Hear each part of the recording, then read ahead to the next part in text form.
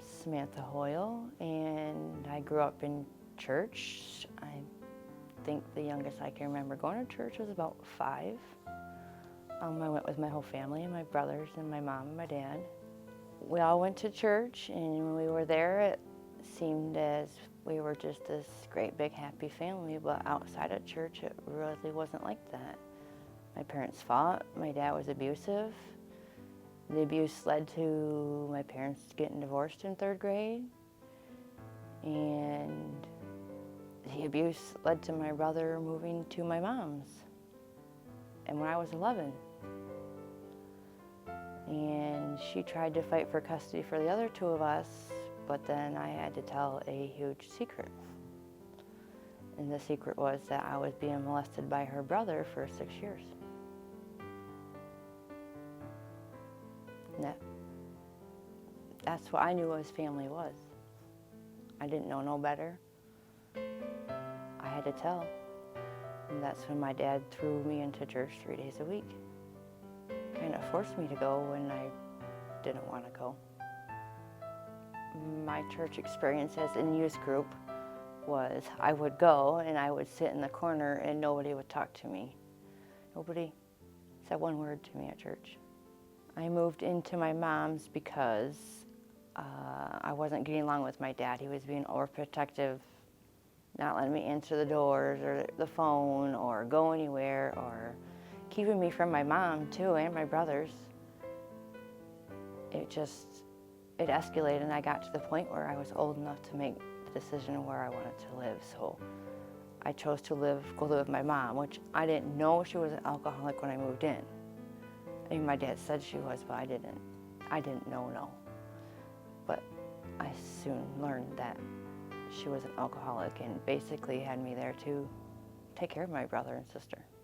When I was 17, I left home and moved in with my boyfriend, which is now my husband, and took my sister and quit school and got a job and ended up getting pregnant with my own kid, had him, kept my job, got married, got pregnant again, and then we moved, and then a shocker of a life situation came upon where I had to testify against my uncle who had molested me. He had done the same thing to his stepkids, and they wanted me to tell my story in front of the jury.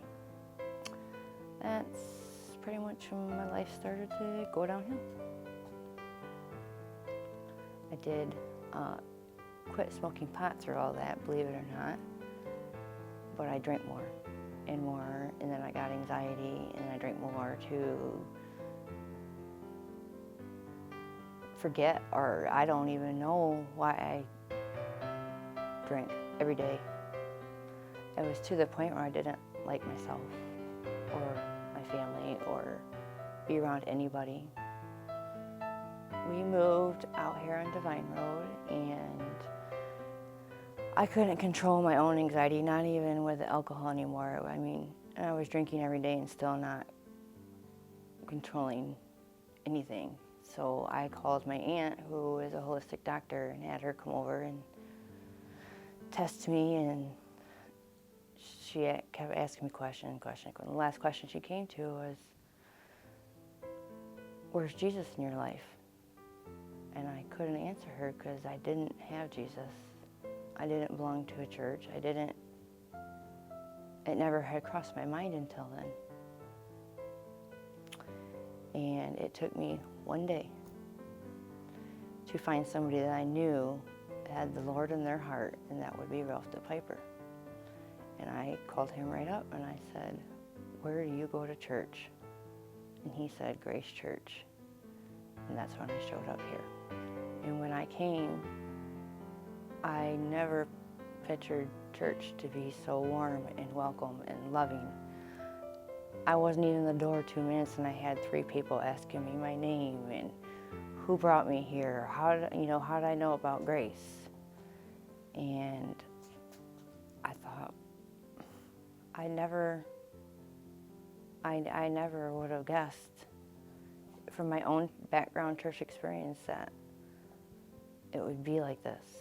This church is a family I never had. I joined a welcome team. I've been mentoring here. I've done classes here. I just feel the love.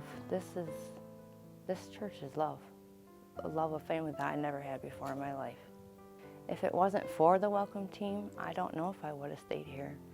If I would have just walked in and nobody said hi to me, or who are you, or how's your day going? I want to make somebody feel like I felt when I came here. Why church? I love being part of God's family.